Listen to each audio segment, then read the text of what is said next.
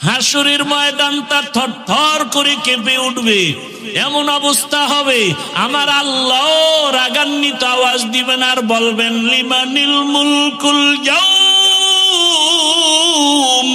লিল্লাহিল ওয়াহিদিল কাহ্হার।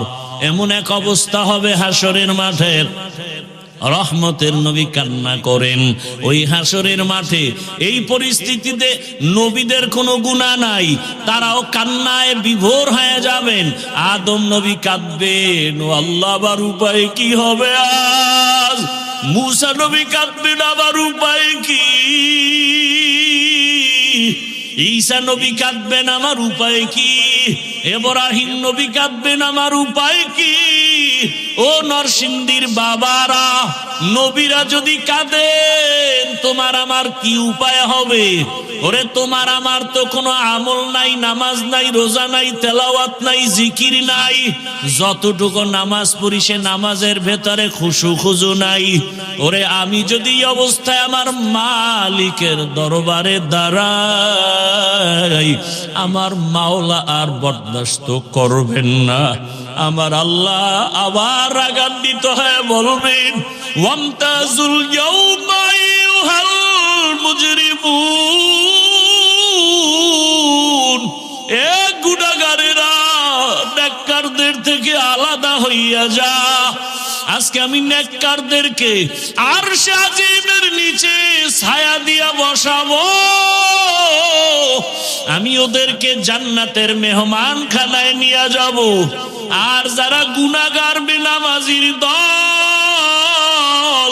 আমি আল্লাহ পাক তোদের বাম হাতে আমলনামা দিয়া জাহান্নামের দিকে পাঠাবো।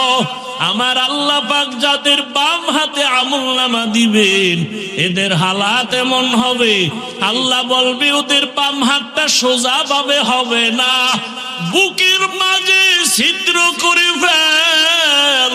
ছিদ্র করিয়া বাম হাতটা ঢুকাইয়া পিঠের থেকে বের করে দাও। পিঠের থেকে বের করিয়া পিছনের হাতে যখন আমলনামা দিবেন আল্লাহ বলবেন ইকরা কিতাবাকা কাফা বিনাফসিকাল ইয়াউমা আলাইকা হাসিবা। ও আল্লাহর বান্দারা, আজকে আমার এত সম্মান, দুইটা চক্ষু বন্ধ করে ফিকির করো রে বাবা। আজকে আমার ডানে কত মোহাব্বতের মানুষ, বামে সামনে পেছনে অভাব নাই। কিন্তু বাবা একদিন তো আমার এই সব সারিয়া বিদায় হয়ে যেতে হবে। আজরাইল যেদিন আমার মাওলার অর্ডারে এসে হাজির হয়ে যাবে,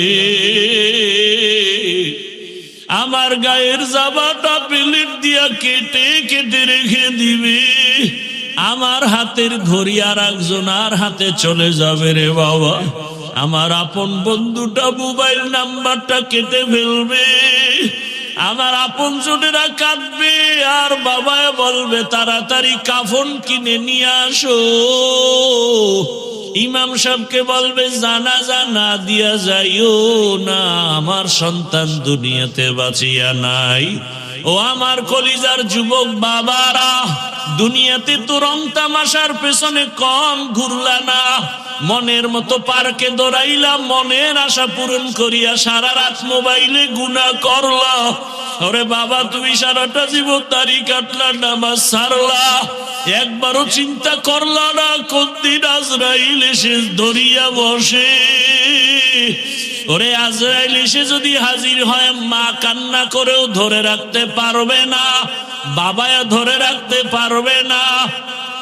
রুহুটা যখন নিয়ে যাবে মাও কাঁদবে আমারে, আর মা বলে ডাক দেওয়ার কেউ নাই। বাবাও কাঁদবে আমাকে, বাবা বলে ডাক দেওয়ার কেউ নাই। ওরে কেউ কাঁদবে আর বলবে বাড়ির পেছনে তাড়াতাড়ি বাঁশবাগানে কবর খনন কর। কেউ বলবে তাড়াতাড়ি গরম পানি কর, মশারি টানা, জীবনের শেষ গোসল দেওয়া হবে।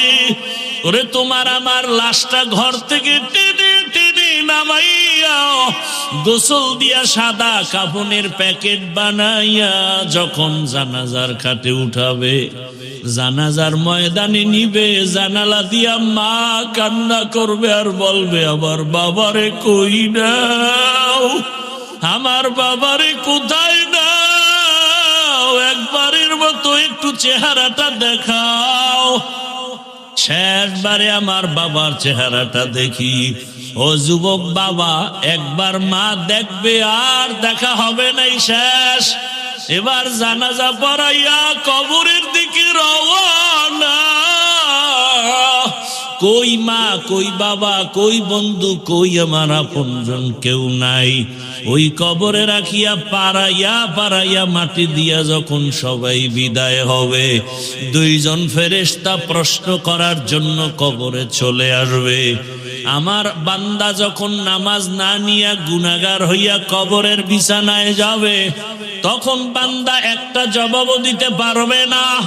নবী বলেন, তখন ওই গুনাহগার বেনামাজিরা ওরা শুধু আফসুস করবে আর বলবে, হা হা লা আদরি, আফসুস, আমি কিছুই জানি না, কিছুই জানি না। আমার মাওলা তখন রাগ হইয়া কুদরতের আওয়াজ দিয়া বলবে, কবরের ফেরেশতা, এই নাফরমানের দুনিয়াতে আমি কত আদর করেছি।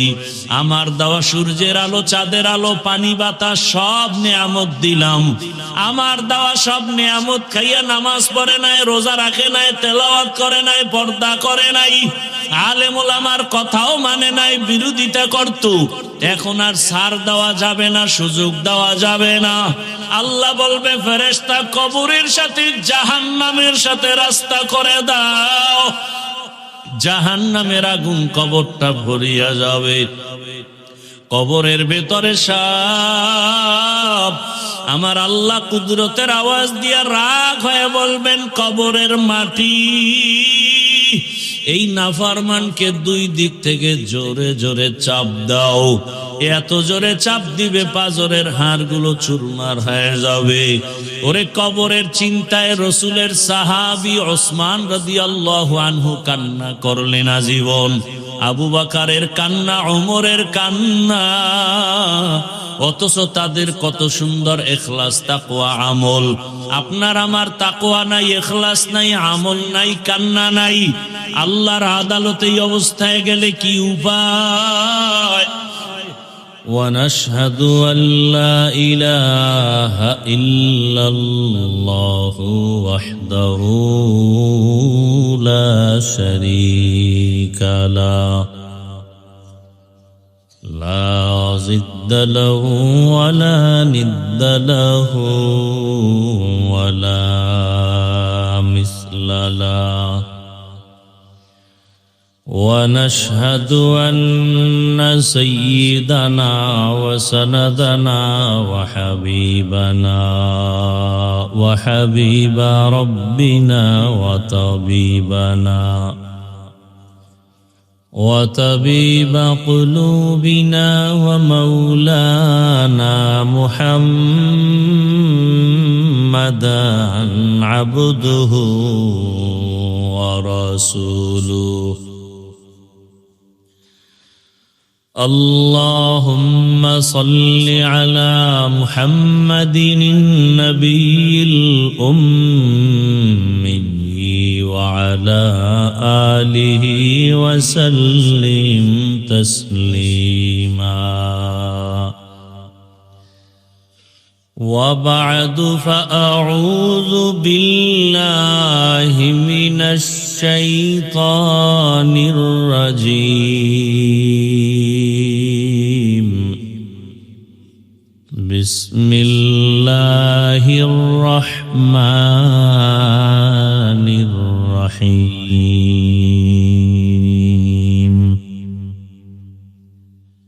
يا أيها الذين آمنوا اتقوا الله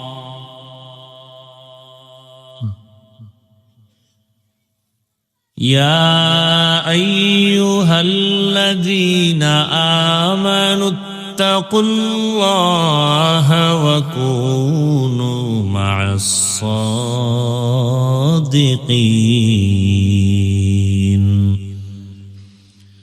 وقال النبي صلى الله عليه وآله وسلم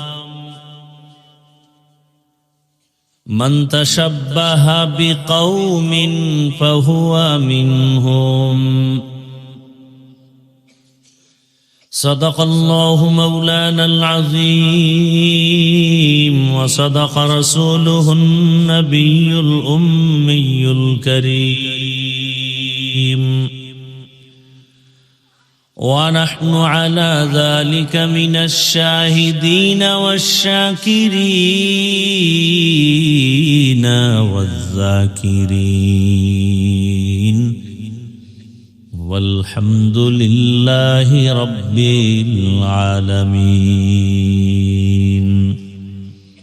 سبحانك لا علم لنا إلا ما علمتنا إنك أنت العليم الحكيم رب اشرح لي صدري ويسر لي أمري واحلل عقدة من لساني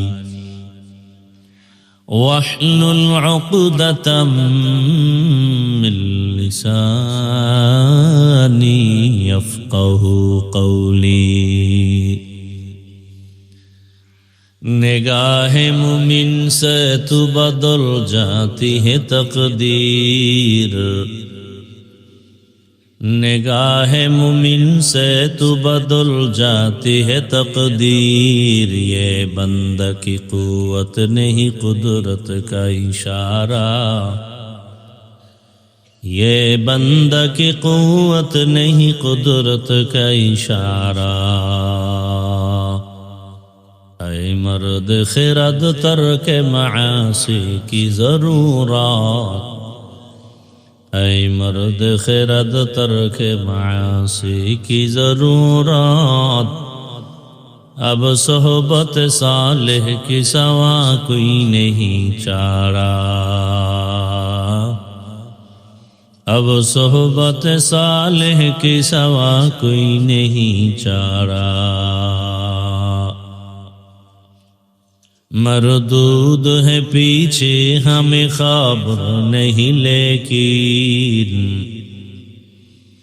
मरदूद है पीछे हमें खबर नहीं लेकिन एक वक्त में हालाक जो अमाल है सारा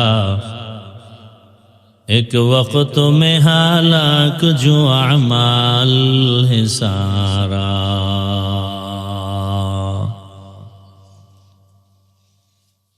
নরসিংদী জেলার প্রাণকেন্দ্রে আয়োজিত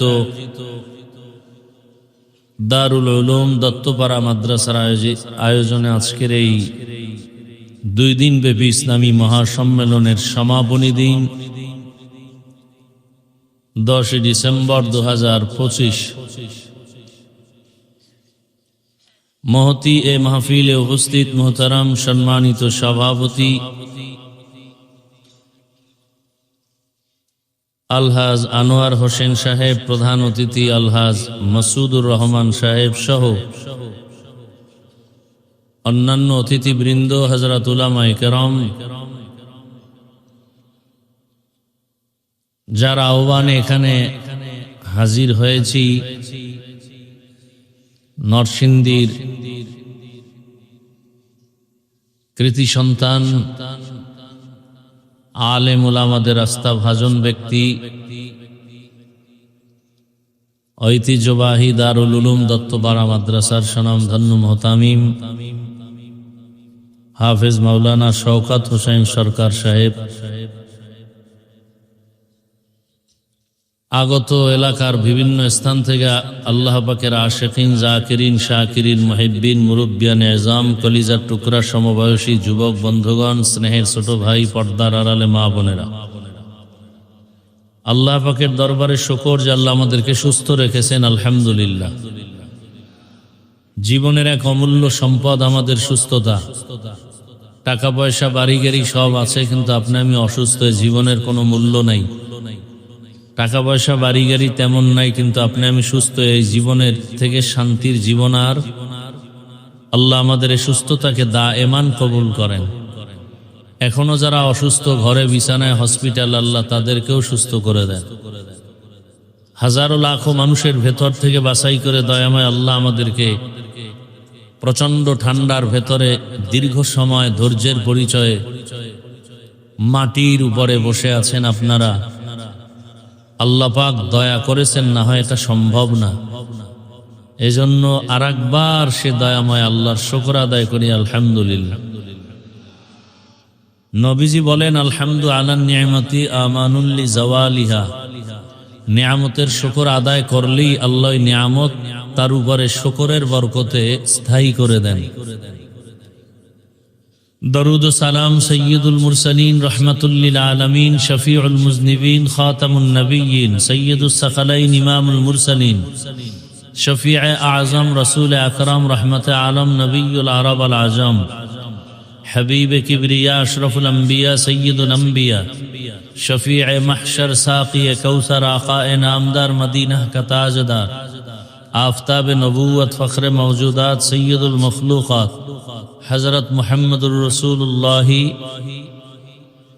सल्लल्लाहु अलैहि व आलिहि वसल्लमेर উপর সর্বোপরি শুকর যারা এই সুন্দর আয়োজন করেছেন, বিশেষ করে এই মাদ্রাসার আসাতেজায়ে কেরাম, তালিবুল ইলম, এলাকার যুবক, বৃদ্ধ, ব্যবসায়ী, শ্রমিক, চাকুরিজীবী, বিভিন্ন শ্রেণী পেশার মানুষ সময়, পরামর্শ, অর্থ দিয়ে দোয়া করে উপস্থিত হয়ে মাইক, লাইট, প্যান্ডেলের ব্যবস্থাপনার মাধ্যমে সহযোগিতা যে যতটুকুই করেছেন, প্রত্যেককেই আল্লাহ পাকে বরকতে দুনিয়াতে শান্তি, পরকালে মুক্তির ব্যবস্থা করে দিন।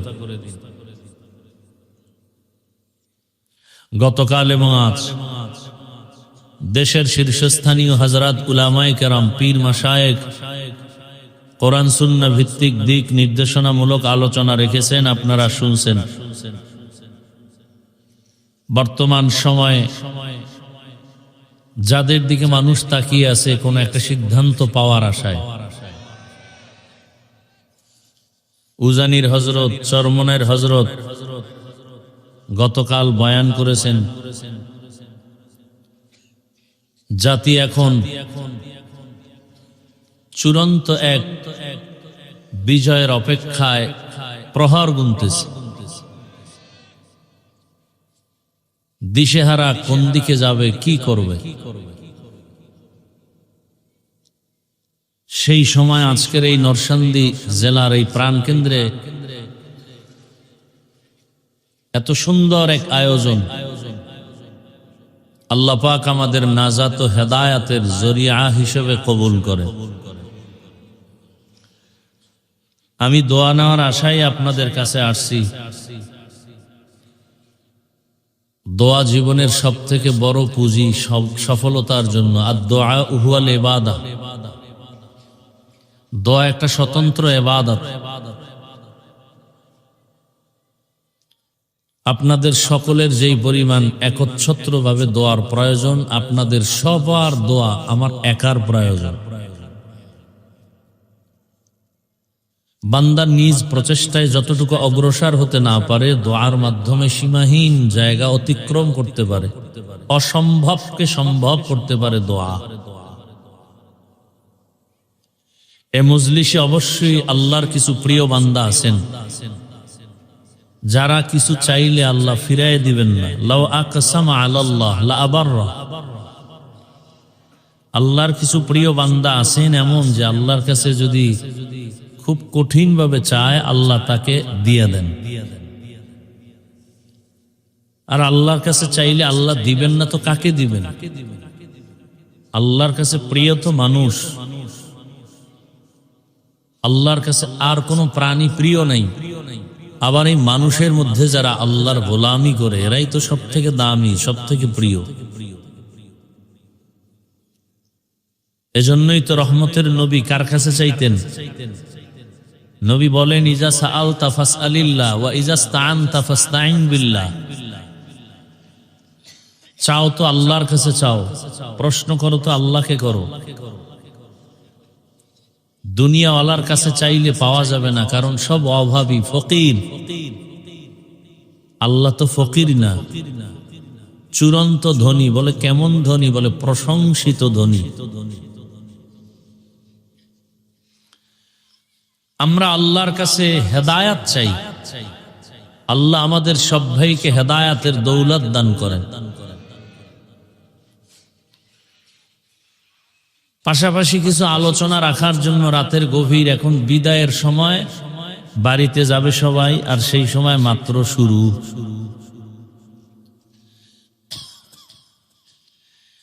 আসলে বান্দা চাইলে কিছুই হয় না, আল্লাহ চাইলে সব হয়। আপনারা চেয়েছিলেন 12টার মধ্যে বাড়ি যাবেন, আমিও চেয়েছিলাম, কিন্তু তাকদীরের ফয়সালা, যখন আমরা যাওয়ার নিয়ত করেছি তখন মাত্র বয়ান শুরু হচ্ছে, এখনো হয়নি।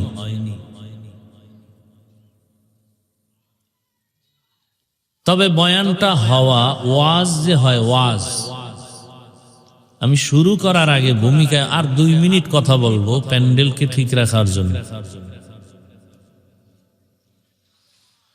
একটা হলো ওয়াজ। ওয়াজ হওয়ার জন্য 2 পুঁজি লাগে। ওই 2 পুঁজি না থাকলে ওয়াজ হয় না, আওয়াজ হয়। বলে আওয়াজ আর ওয়াজ বুঝবো কি করে? বলে আওয়াজে মানুষের শরীর গরম হবে, আর ওয়াজে মানুষের কলব গরম হয়ে যাবে। বড় কঠিন জিনিস, অনেক কিছু বুঝতে হয়, বুঝানো যায় না। আমরা তো কলবই চিনি না। একজনে বলে কলব নাকি কপালে।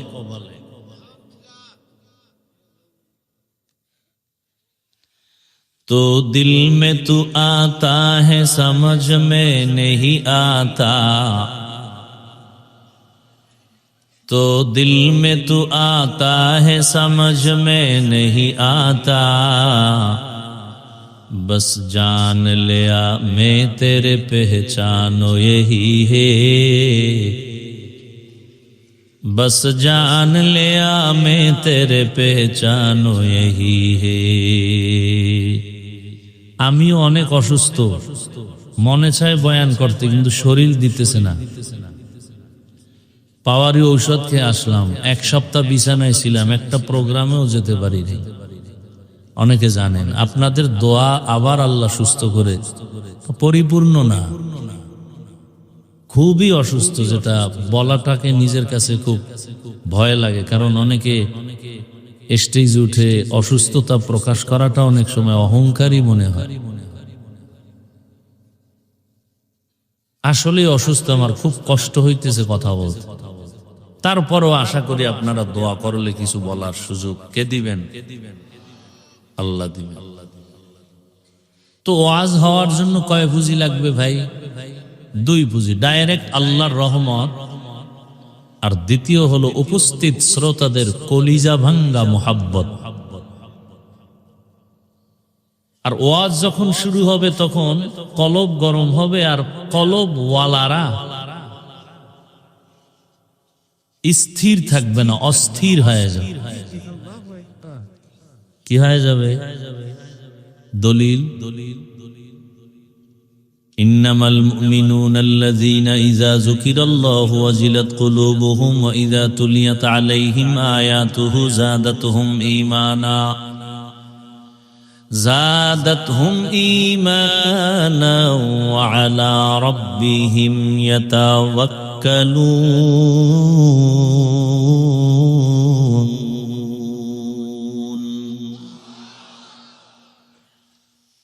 কলব কি হয়ে যাবে?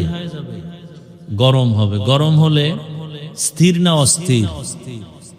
ভূমিকম্প হয়েছে গোরাশাল, আমার বিল্ডিং কাঁপে কেন নারায়ণগঞ্জ? হ্যাঁ, ভূমিকম্প হয়েছে জমিন থেকে 30 ফিট নিচে, 90 ফিট নিচে, 100 ফিট নিচে, উপরের 100 হাত বিল্ডিং কাঁপে কেন? প্রশ্ন আছে না নাই? জবাবও আছে না নাই? এতগুলো মানুষ উজানির মাঠে বয়ান শুনে, চরমনাই বয়ান শুনে, নরসিংদী বয়ান শুনে, এই এত বয়ান করতে দিবা না রে ভাই। মরাডারে মারো কেন, লড়ে কেন?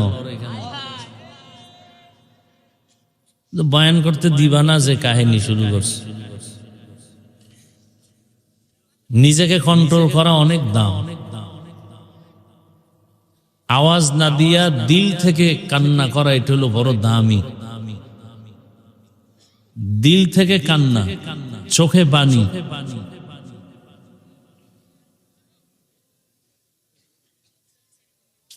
মহা মুসিবত। ভাই আপনারা আওয়াজ কইরেন না, আমাকে কথা বলতে দেন। আমি কি মুখস্থ করে আসছি আজকে এখানে কি বয়ান করব? আমাকে বলতে দেন।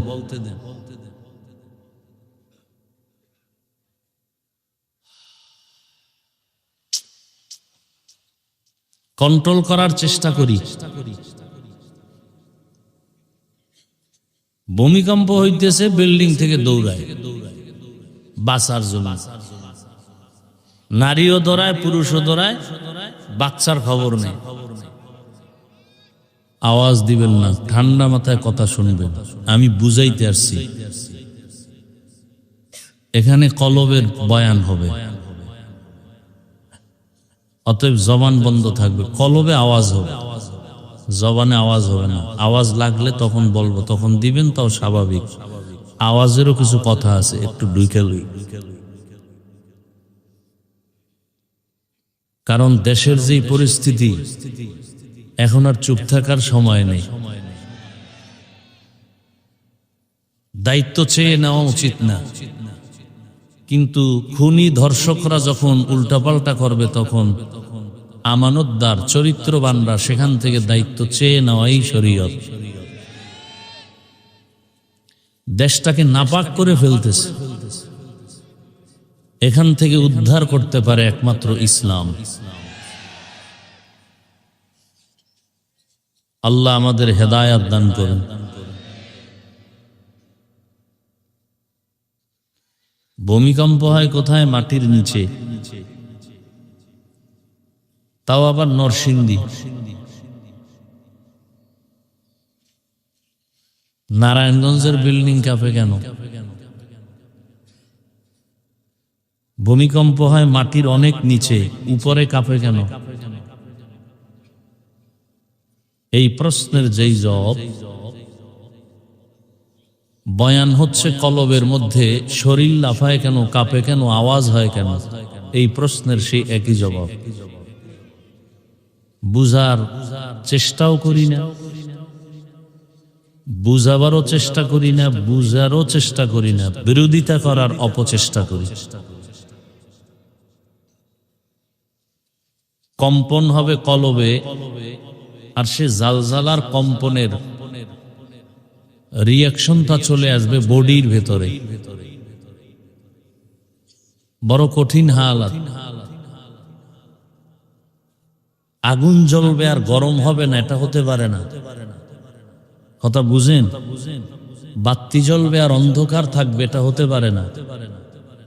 ইসলাম কায়েম হবে আর অশান্তি থাকবে, এটা হতে পারে না। জেনা ব্যভিচার চলবে, চুরি ডাকাতি চলবে, খুন ধর্ষণ চলবে, আর ভূমিকম্প হবে না, এটা হতে পারে না। কলবের ভেতরে জালজালা হবে আর শরীরে কম্পন হবে না, এটা হতে পারে না।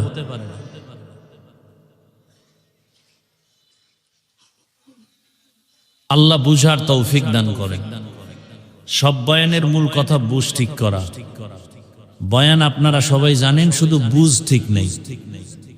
বুঝ ঠিক থাকলে, আমি টুপি পরছি, আপনি যে আল্লাহর গোলাম, আমি সে আল্লাহর গোলাম, আপনি যে নবীর উম্মত, আমি সে নবীর উম্মত, আপনি যে কোরআন মানেন, সে কোরআন আমি মানি, আপনার কালেমা আমার কালেমা, আপনার ধর্ম আমার ধর্ম, সব এক, কাবা এক, দুনিয়াতে আরসি সিস্টেম এক, বিদায় বেলা কাফনের সংখ্যা এক, কালার এক, কবরের সাইজ এক, প্রশ্ন এক।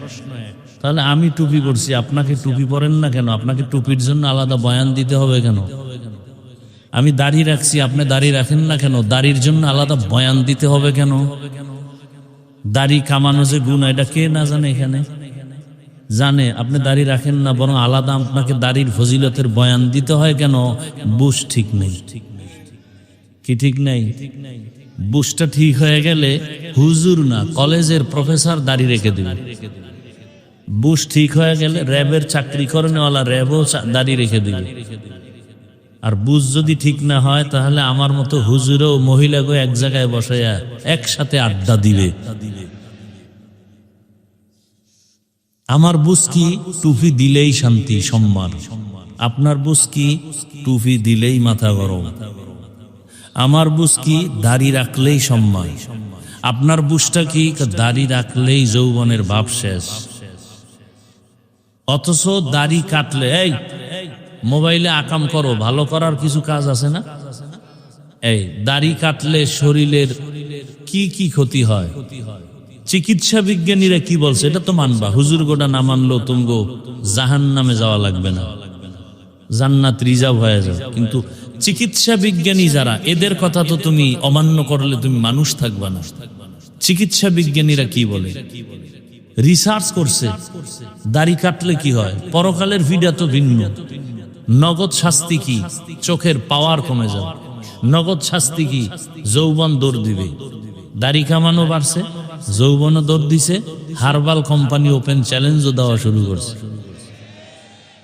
এগুলো কি মাঠে বলার কথা? লজ্জা ফেলায় বলতেছি, এই বেহায়া মানুষগুলোকে বুঝাবার জন্য। এরপরও তো লজ্জা হয় না। আল্লাহ হেদায়াত দান করুন। আরো বলবো, এটি সাইরে দিছি। দাড়ি কামানো যেই গুনাহ, দাড়ি ছোট করে রাখা একই গুনাহ। আরো মারাত্মক অপরাধ হলো একজনারও মোনাজাত কখনোই কবুল হবে না, কবুল হবে না, কোনো মোনাজাত কবুল হবে না যতদিন পর্যন্ত দাড়ি রাখার জন্য নিয়ত না করবে। আরো বলবো, যারা দাড়ি কাটে আর ছাটে দোনো দলের 24 ঘন্টার সেকেন্ডে সেকেন্ডে সেকেন্ডে সেকেন্ডে সেকেন্ডে সেকেন্ডে অল টাইম কবিরা গুনাহ, কবিরা গুনাহ, কবিরা গুনাহ। ও ঘুমায় থাকলেও গুনাহ লেখা বন্ধ নেই। বলার দরকার মনে করি না। আল্লাহ যদি বুঝ দেয় তো এক কথায় বুঝ, আর যদি না দেয় তো আমি হাফিজুর রহমান কেন আর মক্কা মদিনার ইমাম কেন? রসুল বুঝাইলো ওর কপাল খুলবে না। এবার বুঝেন কত বড় নিকৃষ্ট কপাল পোড়া যে রসুলের বয়ানেও হেদায়াতের দরজা খুলে না। এমন কোন নিকৃষ্ট বেঈমানের কথা আপনাদের জানা আছে? যেই রসুলকে দেখলেই পেটের ক্ষুধা থাকে না, যেই রসুলকে মোহাব্বতের নজরে দেখলে জাহান্নামের আগুন হারাম, সেই রসুলকে 13 বছর দেখলো, বয়ান শুনলো, এক দস্তারখানে খাইলো, কালেমা পড়লো না। এরকম কপালওয়ালার নাম জানেন? কি নাম? আবু জাহাল। আবু জাহাল, জাহলুন। আবার অন্যদিকে 27 বছরের যুবক তরবারি নিয়ে দৌড়ায় রসুলকে জবাই করবে। কয় বছরের যুবক? নবীজির দেখা মাত্র তরবারি ফালায় বলেন নবী মাফ চাই, কালেমা পড়ায়। এই কপালওয়ালাকে বলেন, এর নাম কপাল। কপাল যদি পুড়িয়া যায় তো আমার বয়ান কেন? রসুলের বয়ানও কপাল খুলবে। মাইয়াহদিল্লাহু ফাহুয়াল মুহতাদ ওয়া মান ইউদ্লিল ফালান তাজিদ লাহু ওয়ালিয়াম মুরশিদা। আল্লাহ যাকে হেদায়েত দিবেন সে পেয়ে যাবে। যার কপাল খারাপ আল্লাহ তাকে হেদায়েত দিবেন না, সে হেদায়েত পাবে পরের কথা। হেদায়েত পাওয়ার কোনো মুর্শিদও পাবে না, পথ প্রদর্শক পাবে না। কপাল বড় কঠিন জিনিস। আল্লাহ আমার বালা কপাল দান করেন, নাকি আবু জাহালওয়ালা ওমরওয়ালা কপাল যাদের, এরা মোনাজাত দিয়া যাবে আর কানবে, আল্লাহ গুনাহ তো কম করি না, মাফ করে দাও। কান্নাকাটি করে যাবে, ফজরে মসজিদে হাজির। আর আবু জাহালওয়ালা কপাল যদি দুই একটা পইরা যায় মাঠে, এরা মোনাজাতের আগে আগে যাবে, গিয়ে একটা বেলুন কিনবে, বেলুন, প্লাস্টিকের বেলুন আর একটা প্লাস্টিকের মাছ, এটারে কাঁধে ঝুলায় বাড়ি যাবে। বউ কইবে কি পাইছো? আছে কইছে মোনাজাতে বেলুন কবুল হয়ে গেছে। এরম আশেক নাই? আল্লাহ হেদায়াত দান করেন। হ্যাঁ, ওয়াজ যখন শুরু হবে তখন অ্যাকশনও শুরু হবে। কোথায় অ্যাকশন শুরু হবে? কলবে। কলবের মধ্যে যখন অ্যাকশন শুরু হবে, চোখ বেয়ে পানি বেরো, থানায় নিয়া যুবকের পুলিশ বেতের বাড়ি দেয়, অপরাধীকে কাঁদে না। কোরআনের বাগানে বসে বয়ান চলছে আল্লাহওয়ালার, 200 হাত দূরে বসে যুবক কাঁদে কেন? ওরে মারে কে? আল্লাহ মারে? ওয়াজ হচ্ছে আর অ্যাকশন শুরু হচ্ছে। এটা একটা অপারেশন থিয়েটার। দুনিয়ার হসপিটালে অপারেশন হয় বডির, আর কোরআনের বাগানে অপারেশন হয় কলবের, রুহের। হসপিটালে অপারেশন হয় দেহের, কোরআনের বাগানে অপারেশন হয় রুহের। হসপিটালে ওখানে অপারেশনের জন্য সময় দিতে হবে, টাকা ব্যয় করতে হবে, রক্ত যাবে, সেলাই লাগবে, এরপরে সাইন দিতে হবে নিদাবির, এরপরে কান্না শুরু হয়ে যাবে রোগীর আশপাশ যারা আপনজন তাদের। এখানে অপারেশন হবে, টাকা যাবে না, সময় যাবে, সাইন দেওয়া লাগবে না, কিন্তু অপারেশন সাকসেস যখন হয়ে যাবে তখনই চোখে পানি আসবে। যার চোখে পানি আসবে বোঝা যাবে অপারেশন কামিয়াব, কলবের অপারেশন সাকসেস। আল্লাহ হেদায়াতের দৌলত দিয়ে আমাদেরকে কবুল করে। যে আয়াত ও হাদিস পড়েছি তরজমাটা বলে নিন। ইয়া আইয়ুহাল্লাযীনা আমানুত্তাকুল্লাহা ওয়া কুনু মা'আস সাদিকিন। ও দুনিয়ার মুমিনেরা, আল্লাহকে ভয় করো, তাকওয়া অর্জন করো। জমিনের মধ্যে যারা আল্লাহর প্রিয় বান্দা, সত্যবাদী মুমিন, তাদের বন্ধু হয়ে থাকো।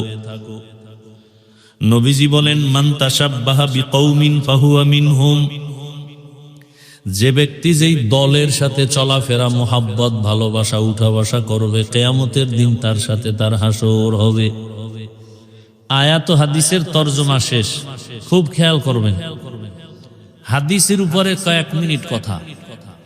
নবীজি বলেন, মান তাশাব্বাহা বিকৌমিন ফাহুয়া মিনহুম। যার সাথে উঠা বসা, ভালোবাসা, মোহাব্বত, কিয়ামতে তার সাথেই উঠা হবে। এটাকে আমরা বাংলায় কেমনে বলি? যার সাথে যার মোহাব্বত, তার সাথে তার। যাদের চলাফেরা, উঠা বসা আব্রাহাম লিঙ্কনের গণতন্ত্রের সাথে আছে না নাই? বলে গণতন্ত্রের জন্য আমরা জীবন দিতে প্রস্তুত, গণতন্ত্র রক্ষায় আমরা জীবন দিব। গণতন্ত্রের আবিষ্কারক আব্রাহাম লিঙ্কন, নাম শুনছেন কখনো? জগৎ বিখ্যাত কুতুবুল আলম, পীরে কামেল না বেঈমান? বেঈমান। যারা এই গণতন্ত্রের পেছনে উঠা বসা, ভালোবাসা, মোহাব্বত, কিয়ামতের দিন আব্রাহাম লিঙ্কনের সাথে তার হাসর হবে। যার চলাফেরা, উঠা বসা শেখ মুজিবুর রহমান সাহেবের আদর্শ নিয়ে, আর গর্ব করে বলে আমি শেখ মুজিবের সৈনিক, তার আদর্শ আমরা বাস্তবায়ন চাই, কিয়ামতের দিন তাদের সাথে হাসর হবে। যার সাথে যার মোহাব্বত,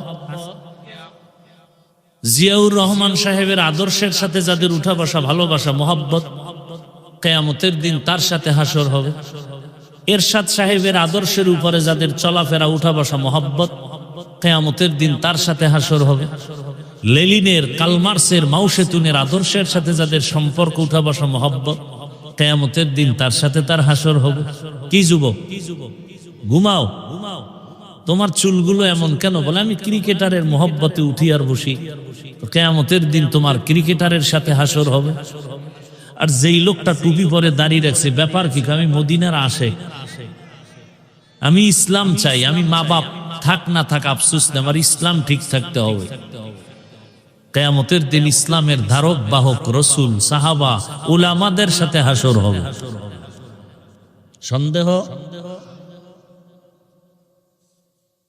আল্লাহ বুঝার তৌফিক দান করে। একটু রাজনীতি করতেছি না কেন? সমস্যা কি? আল্লাহর কোরআনে থাকলে করি, না থাকলে করব না। আমি কোনো ব্যক্তির রাজনীতি করব না। আল্লাহর কোরআনে থাকলে করি। কি? হ্যাঁ, এখানে একটু প্রশ্ন অনেকের আছে যে পরিবারের যত নীতি, সমাধানমূলক, অর্থনীতি, পৌরনীতি, সব বিষয় সমাধান আল্লাহ কোরআনে দিছেন না দেন নাই? তবে আল্লাহ বেশি ব্যস্ত ছিলেন তো, সেই কারণে রাষ্ট্রের নীতি দিতে ভুলে গেছিলেন। হ্যাঁ, তো অনেকে বলেন যে রাজনীতির সাথে ধর্মকে টানবেন না, বলে না, বলে না, রাজনীতির সাথে ধর্মকে মিলাবেন না, টানবেন না। আরে ভাই, আমাদের ধর্ম ইসলাম আর রাজনীতি আলাদা ছিল কবে? হ্যাঁ, বরং আমাদের ইসলাম যা, রাষ্ট্রনীতি তা। ইসলাম ছাড়া আমাদের কোনো নীতি নেই।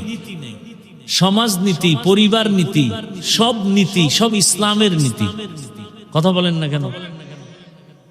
একেবারে একটার সাথে আর একটা লাগানো। বলে কেমন? বলে সূর্যের সাথে আলোটা যেমন লাগানো, ফুলের সাথে ঘ্রাণটা যেমন লাগানো, আমাদের পরিবার নীতির সাথে ইসলাম লাগানো, অর্থনীতির সাথে ইসলাম লাগানো। অর্থনীতি মানে ইসলাম। কি বলেন? রাজনীতির সাথে ইসলাম লাগানো। যদি মনে করেন না ফুল থেকে ঘ্রাণ আলাদা হলে ওই ফুল যেমন ফুল থাকে না, ঠিক আমাদের রাষ্ট্রনীতি রাজনীতির থেকে ইসলামকে আলাদা করলে এটা রাজনীতি থাকে না, দুর্নীতি হয়ে যায়। মানুষের জীবনের কল্যাণের একমাত্র নীতি ইসলামের নীতি। কমপ্লিট নাকি দুর্বল? আমি দুর্বল ইসলাম মানি না, দুর্বল কোরআন মানি না। আপনারা মানলে মানতে পারেন। আমি এমন কোরআন মানি, এমন ইসলাম মানি যেটা পারফেক্ট এবং পাওয়ারফুল, যেটা আসা মাত্র পরিবারে শান্তি, ব্যক্তিতে শান্তি, সমাজে শান্তি, ব্যবসায় শান্তি, অর্থনীতিতে শান্তি। এক কথায় শান্তির একমাত্র ঠিকানার নাম ইসলাম। মানেন আর না মানেন, তবে লিখে রাখেন, যতদিন পর্যন্ত জমিন ইসলাম কায়েম হবে না, ততদিন পর্যন্ত জমিনে চাপাবাজের আওয়াজ হবে, শান্তি কপালে আসবে না। সম্ভব না, কোনোভাবেই সম্ভব না। ইসলাম মানতে সমস্যাটা কি আপনাদের বলেন? নামাজের ইমামতি মানছেন না আলেমরে? কি ইমানের পরেই নামাজ? একজন আলেমের পিছনে নামাজ পড়তে বাধা। বিবাহের সময় ইমাম মানছেন কারে? আলেম। বাধা সেখানে বাধা নাই, সংসদে আলেম গেলে বাধা কেন? রাষ্ট্রের ইমাম মানতে আলেমকে ইমাম মানতে বাধা কেন? হ্যাঁ, আলেমরা পারবে না কিছু না? আপনারা কি পারছেন? আপনারা কি পারছেন? বাবার সামনে মেয়েকে উলঙ্গ করে ধর্ষণ করতে পেরেছেন। স্বামীর সামনে তার স্ত্রীকে উলঙ্গ করে ধর্ষণ করতে পেরেছেন। আপনারা কি পেরেছেন? ব্যবসায়ীর দোকানে লুটপাট করতে পেরেছেন। কোনদিন এটা আলেমের দ্বারা সম্ভব? কোনদিন সম্ভব না, কল্পনাই করা যায় না। বরং ইসলাম আসলে এই পুরা বাংলাদেশ হবে বেহেশতের বাগান। হিন্দু শান্তিতে থাকবে, খ্রিস্টান শান্তিতে থাকবে, ইহুদি শান্তিতে থাকবে, সমস্ত গরিবরা হবে ধনী। বাংলাদেশে একটা গরিব থাকবে না, জাকাত নেওয়ার টাকা খাওয়ার লোক থাকবে না, সব ধনী হয়ে যাবে। আগামীকাল সকালবেলা পূর্ব দিক থেকে সূর্য উঠার মধ্যে যেমন সন্দেহ নাই, ইসলাম কায়েম হলে সব গরিবরা ধনী হবে, এ কথায় কোনো সন্দেহ নাই। যে সন্দেহ করবে সে বেঈমান।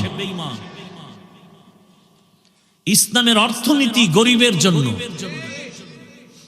সমস্যা হলো বিড়িখোরেরা ভাবে আছে ইসলাম আসলাম গো, বিড়িখোরের উপায় কি? শাহ আতাউল্লাহ বুখারী রহমাতুল্লাহ আলাইহি বয়ান করতেছেন জান্নাতের বয়ান, মা তাশতাহি আনফুসুকুম।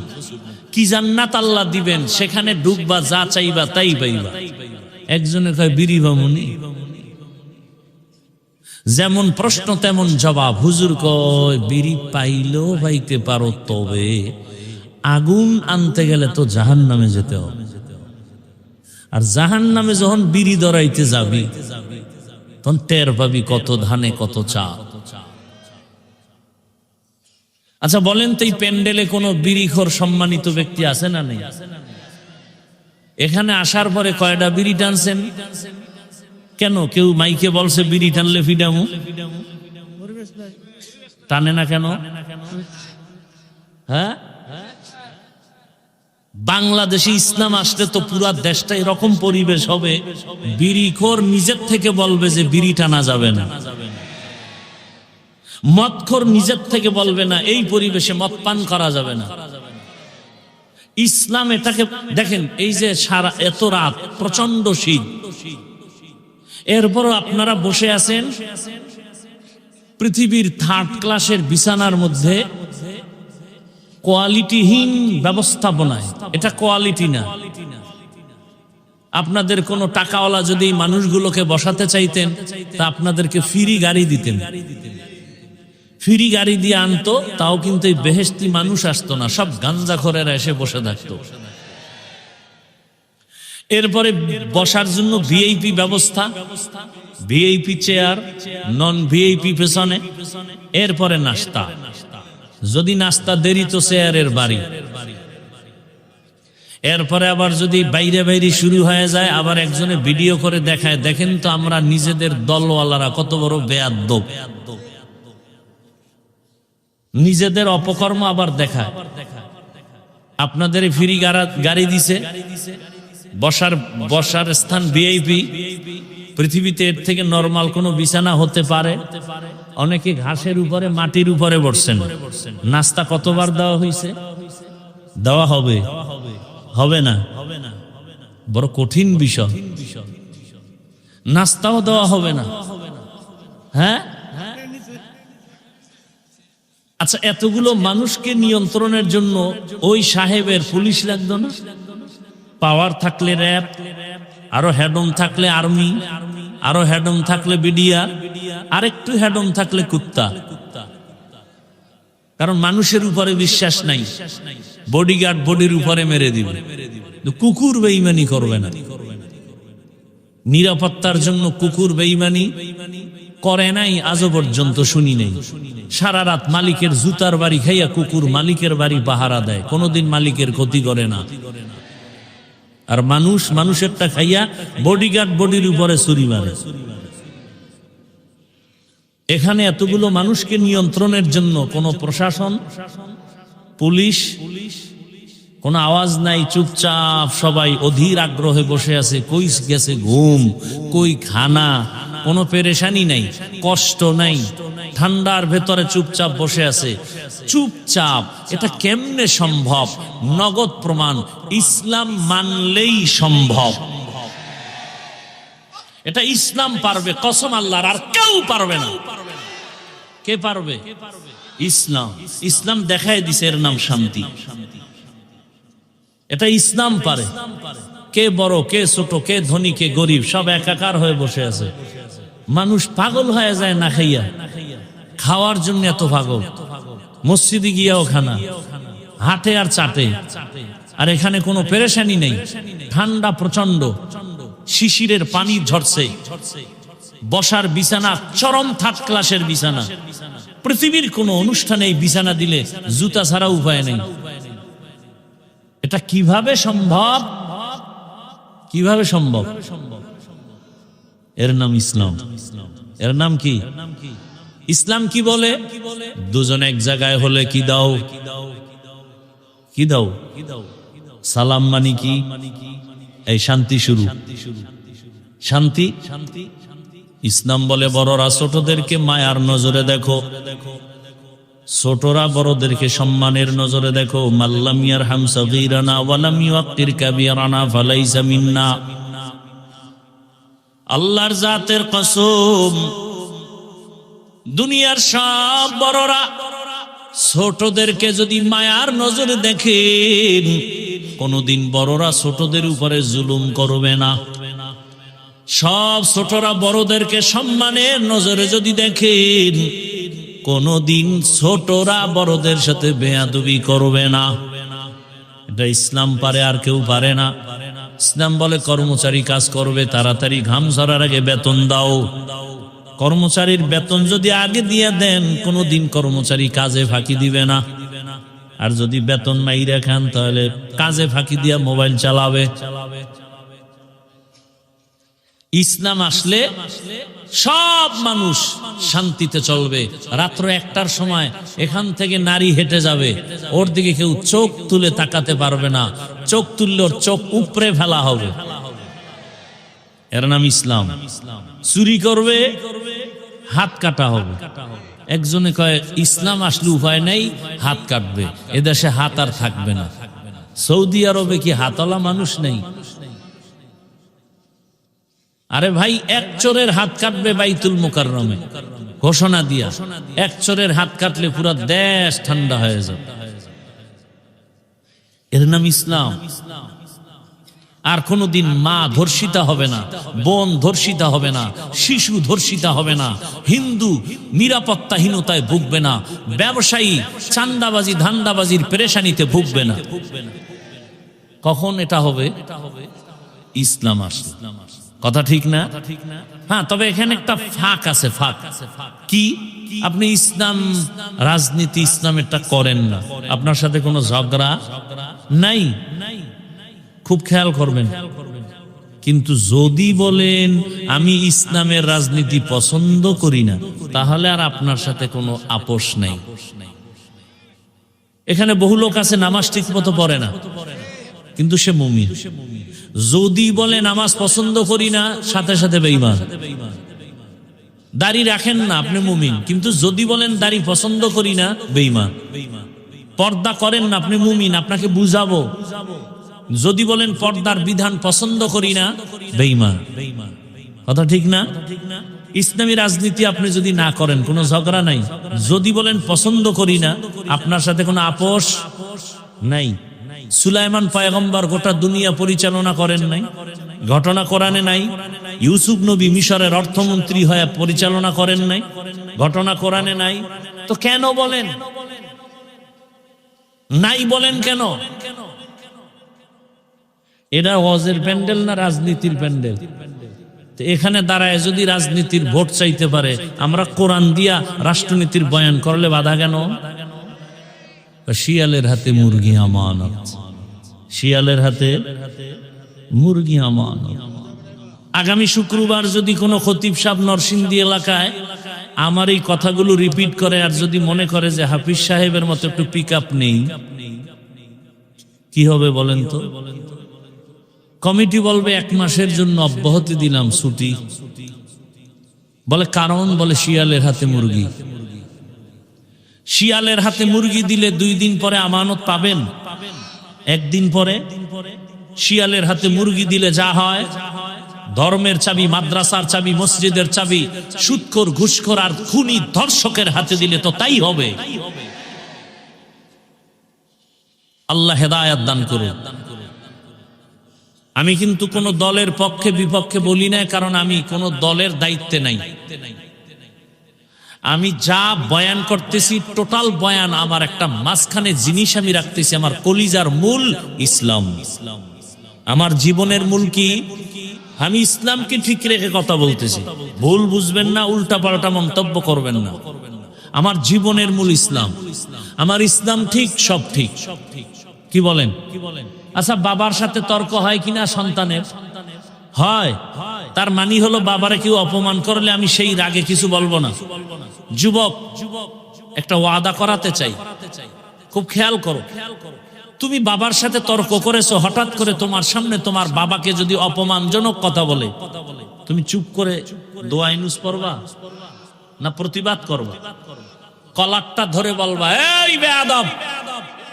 বাবার সাথে তর্ক করি ঠিক, কিন্তু বাবার অপমান করবি, মেনে নিব না। কথা ঠিক? ঠিক ইসলামের বেলা একটা ওয়াদা করেন।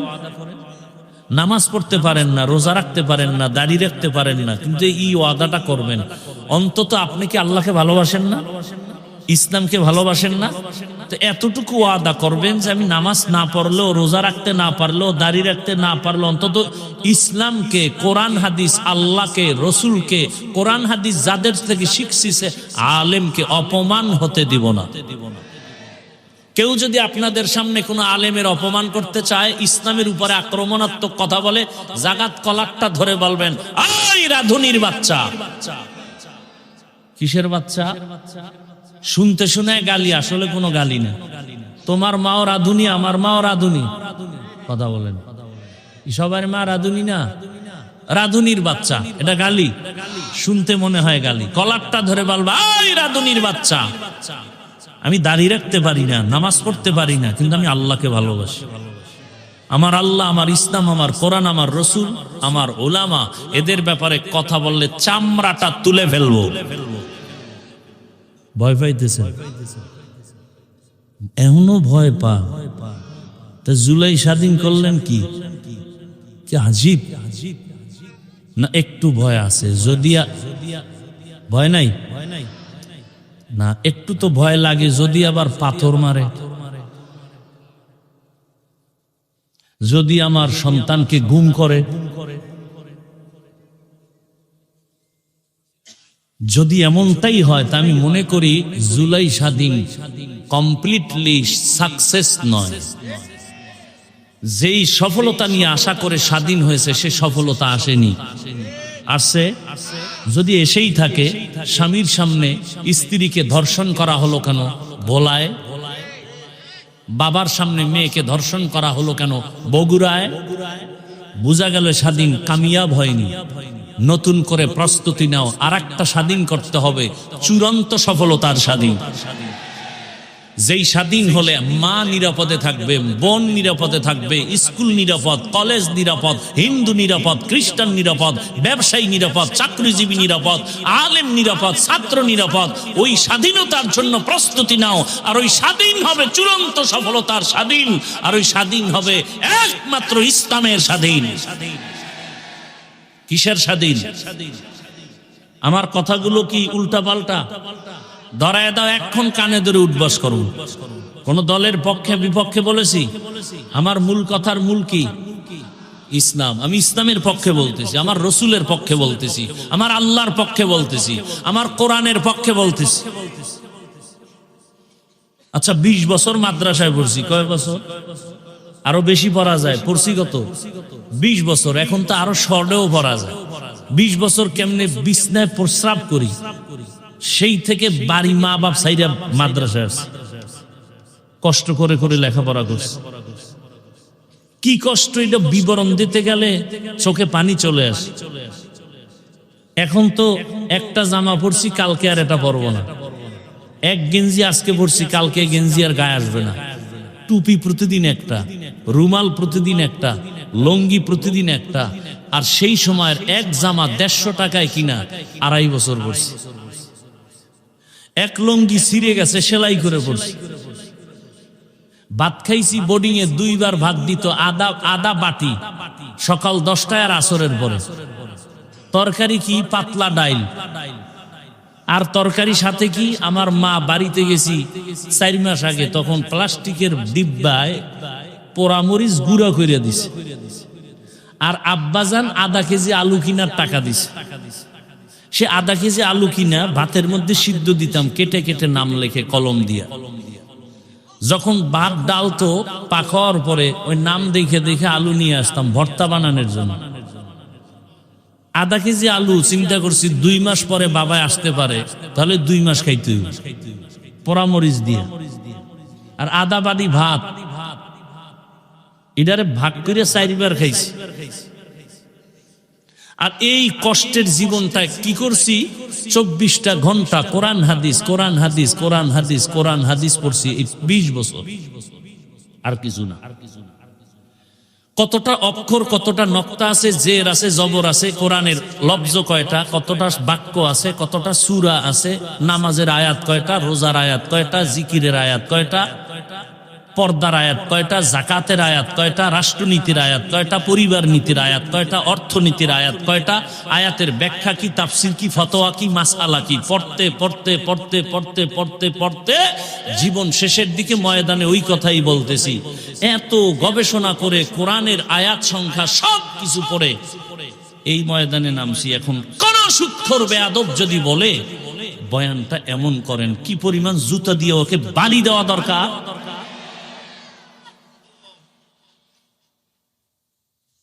আল্লাহ হেদায়াত দান করে। তা আলেমকে যখন স্টেজে উল্টাপাল্টা করে, আপনারা মোয়া চা বানার মজা নেন। সব ময়দানের মানুষ যদি দাঁড়ায় বলতো, এই বেয়াদব, আল্লাহকে চিনছি, কালেমা শিখছি, নামাজ শিখছি, আলেম থেকে অপমান করলি কেন? বিচার না হওয়া পর্যন্ত তোকে এখান থেকে বিদায় করা যাবে না।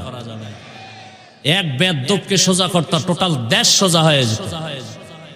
ভয় পাইতেছেন, ভয়কে জয় করতে হবে ইসলাম দিয়ে, ভয়কে জয় করতে হবে ইসলাম দিয়ে। আল্লাহ বুঝার তৌফিক দান করে। লঙ্গির ভিতরে গোবর লাগছে, গোবর পাক না নাপাক? এই নাপাক দূর করতে কি লাগবে? পানি। অচেনা পথে ঘুরতে ঘুরতে আধা ঘন্টা পানি নেই, গাছের নিচে বয়ে জিমাইতেছে, হারে পানি পাই না, উপায় কি? একজনে একা, তুমি পাগল হয়ে গেছো, এত মেহনত করো, তোমার নিজের কাছেই তো স্পেশাল পানি আছে না নাই? কি পানি? প্রস্রাব। ভাই বুদ্ধিটাতে আধা ঘন্টা আগে আসিলি কই? এই বুদ্ধি সেই সময় দিলে আমার এত ঘাম ছুটানোর দরকার হতো না। উনি প্রস্রাব দিয়ে গোবর ধুইয়া ফেলছে। বলেন তো কত পাক হইছে? হইছে পাক না নাপাক আরো ছড়ায় গেছে? ভালো করে মনে রাখো জাতি, গোবরের নাপাক প্রস্রাব দিয়া ধুইলে যেমন নাপাক আরো ছড়ায়। দুর্নীতিবাজ, চাঁদাবাজ, ধর্ষক, খুনি, চরিত্রহীন লম্পটকে যদি বলো আমারে নরসিংদী এই শহরটাকে পাক বানায় দাও, আরো নাপাক হবে। বুঝেন কিছু? কি বুঝছেন এতক্ষণ আলোচনায়? ভোটের আগের রাতে সেই পচা পায়খানার টাকা খেতেই হবে। ভোটের আগের রাতে টাকা খাবেন না? বলেন কি? সেই রাতেরই তো বরকতের টাকা খাবেন আর ইজ্জত বিক্রি করবেন। এরপরে দেখবেন একসময় আপনার মাইয়ের উপরে হামলা। কিও কয় ভোটের আগে না তোর মাইয়ার ইজ্জত কিনে নিছি।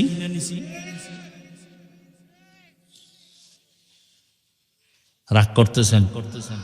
এই 5 কেজি মুরগির দাম কত রে নরসিংদী? 500। একটা খাসির দাম কত? মোটামুটি ভালো খাসি। একটা গরুর দাম কত?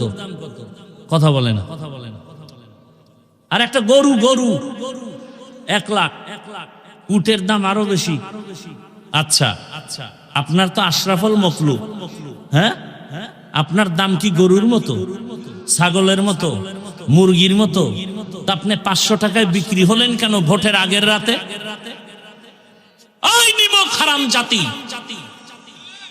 টাকায় তো গরু বিক্রি হয়, পশু বিক্রি হয়, আশরাফুল মখলুক তো বিক্রি হতে পারে না। এরপরও যারা বেলাজা বেহায়া, না আমার বিক্রি হতেই হবে, অন্তত আশরাফুল মখলুক হিসাবে গরু আর ছাগলের দামে বিক্রি হয় না। যদি হতেই চাও তাহলে বলো আমারে কিনতে হলে 1 কোটি লাগবে। বিক্রি হতে হলে মখলুক হিসাবেই বিক্রি হই, কয় কোটি লাগবে? ছাগলের দামে বিক্রি হও, পশুর দামে বিক্রি হও, মানুষ তো কখনো বিক্রি হতে পারে না। টাকায় বিক্রি হয় পশু। এত নির্লজ্জ কেন? এত নির্লজ্জ কেন? আল্লাহ হেদায়েত দান করুন। খুব রাগ আছে অন্তরে, খুব রাগ। আল্লাহ সবাইকে মাফ করে দিন।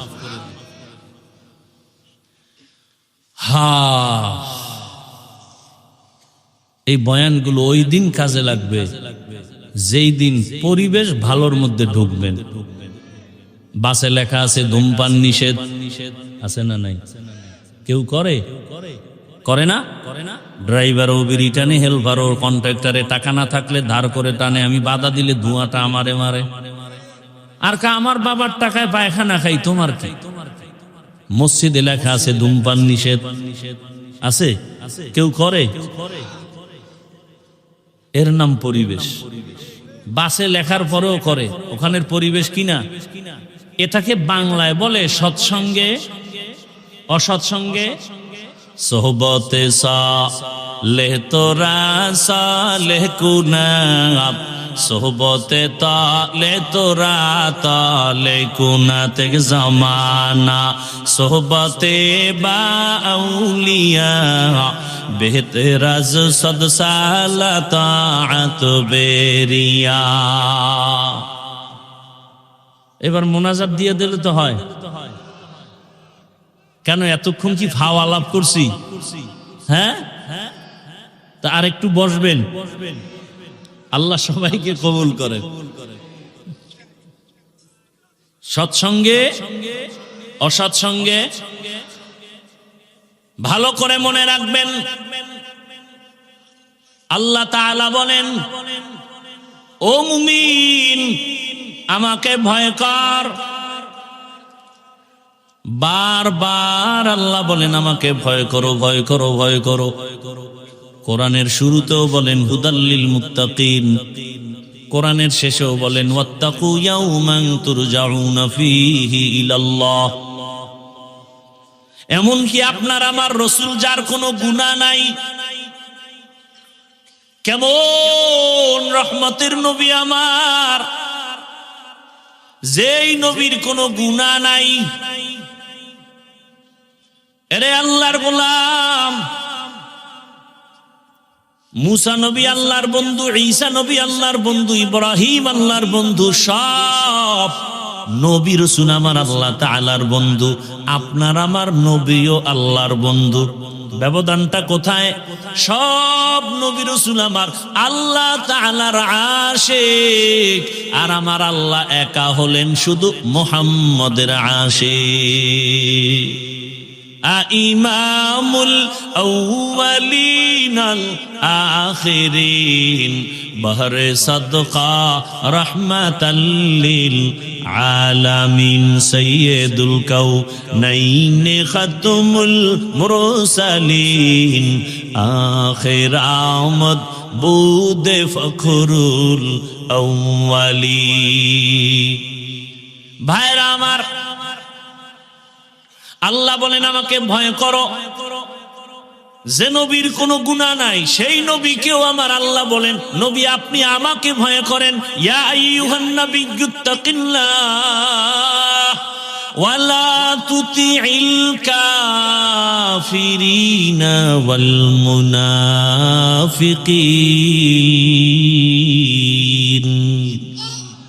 হে নবী আপনি আমাকে ভয় করেন, কাফের মুনাফিকের অনুগত্য করবেন না, অনুসরণ করবেন না। কারণ কাফের মুনাফিক মুসলমানের চূড়ান্ত বন্ধু না দুশমন।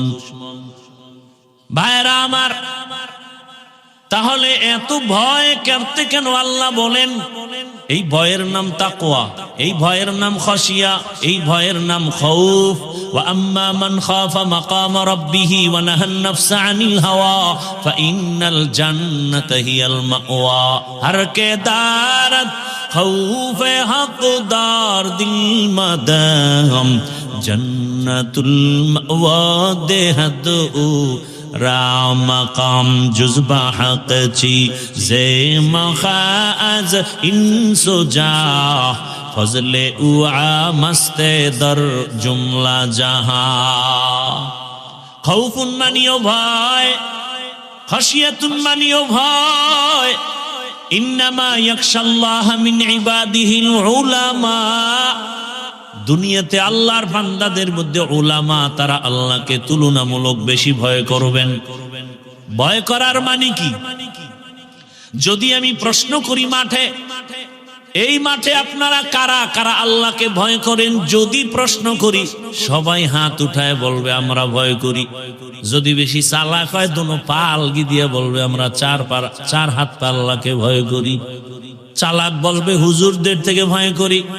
অত সেখানে এমনও ভয় করনেওয়ালা বান্দা আছে নামাজ নাই, নামাজ পড়ে না, তারপরে বলে আল্লাহকে ভয় করি। আর আমি নামাজ পড়িয়া বলি আল্লাহকে ভয় করি। আপনি রোজা না রেখে বলেন আল্লাহকে ভয় করি, আমি রোজা রেখে বলি আল্লাহকে ভয় করি। আপনি হারাম খানার বলেন আল্লাহকে ভয় করি, আমি হালাল খেয়ে বলি আল্লাহকে ভয় করি। দুই ভয় কি সমান? মূলত আপনি ভয় করেন না, কারণ কি? ভয়টা কি জিনিস আসলে বুঝেনই নাই। একটা সন্তান মা বাবাকে ভয় করে, প্রমাণ কি? বলে মা বাবার সামনে অন্যায় করে না। প্রমাণ কেন করে না? বলে শাস্তির ভয়, মাইরের ভয়। একটা ছাত্র শিক্ষকের ভয় করে, প্রমাণ কি? বলে শিক্ষকের সামনে অন্যায় করে না। কারণ কি? বলে শিক্ষকের শাস্তির ভয় করে না। ঠিক এই দুনিয়ায় কোন মানুষ যদি আমার আল্লাহকে আসলেই ভয় করেন, গলায় ছুরি লাগাবে, দাড়ির মধ্যে অস্ত্র লাগাবে না।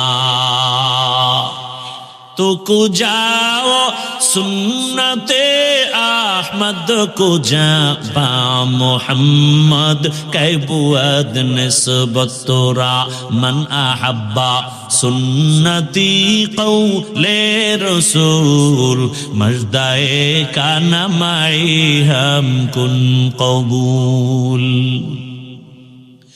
এই তাকওয়ার এত দাম কেন, এত গুরুত্ব কেন? কারণ তাকওয়া হলেই তুই বিনা হিসাবে জান্নাতি। শুধু জান্নাতি না, দুনিয়ায় বাদশা, পরকালেও বাদশা। ইন্না আকরামাকুম ইনদাল্লাহি আতকাকুম। আমার কাছে সবথেকে দামি ওই ব্যক্তি যে তাকওয়া নিয়ে চলবে, আল্লাহর ভয়। তাহলে আল্লাহর ভয়ের মূল কথা কি? এই উঠা বসা করেন কেন ভাই? হেদায়েত হয়ে গেছে আপনাদের? কি আজীব ব্যাপার। কষ্ট হয় আমার, আপনার কি কষ্ট? না বসলে বলেন, দোয়া করে দেই। এই ব্যারাম কেন? যারা পাওয়ারলেস এরা তো আগে ভাগে গেছি।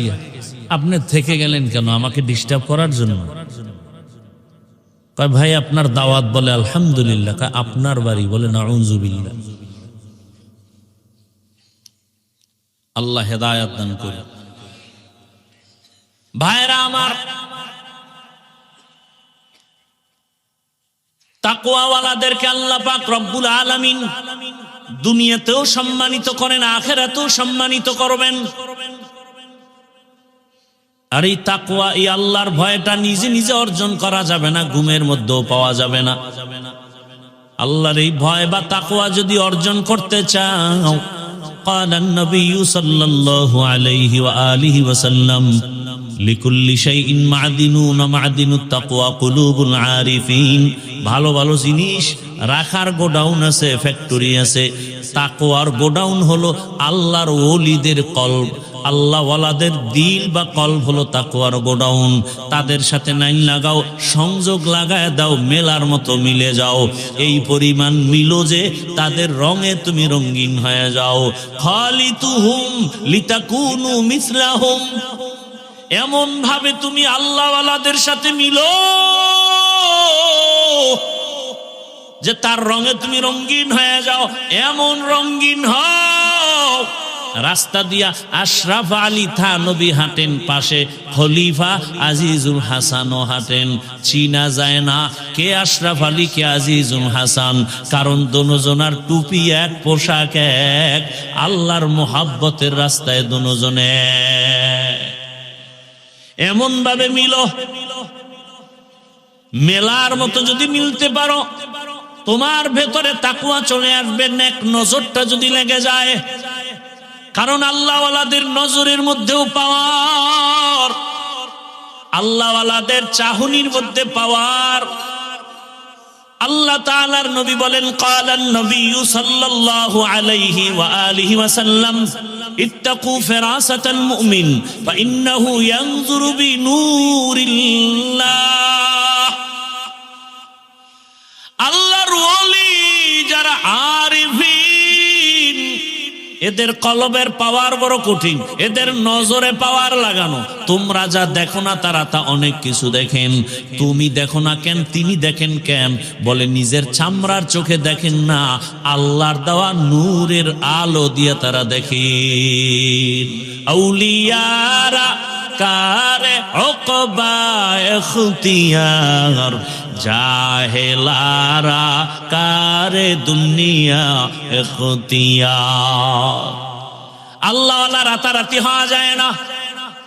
এরা তাকওয়ার উপরে মুজাহাদা করেন, মুরাকাবা করেন, এত পরিমাণ প্রচেষ্টা চালান। আল্লাহকে পাওয়ার জন্য রাত নাই দিন নাই, ঘুম নাই, খানা খাইতে গেল আমার আল্লাহর মোহাব্বত, খায় খায় লোকমা দেয়, আবার নিঃশ্বাস ছাড়ে, মনে হয় যেন বাড়ি পাইছি, গাড়ি পাইছি, স্ত্রী পাইলাম, সন্তান পাইলাম, টাকা পয়সা পাইলাম, কিন্তু যে আমারে বাড়ির মালিক বানাইছেন, টাকার মালিক বানাইছেন, তারে এখনো পাইলাম না। ওই মালিকের তো এখনো পাই নাই।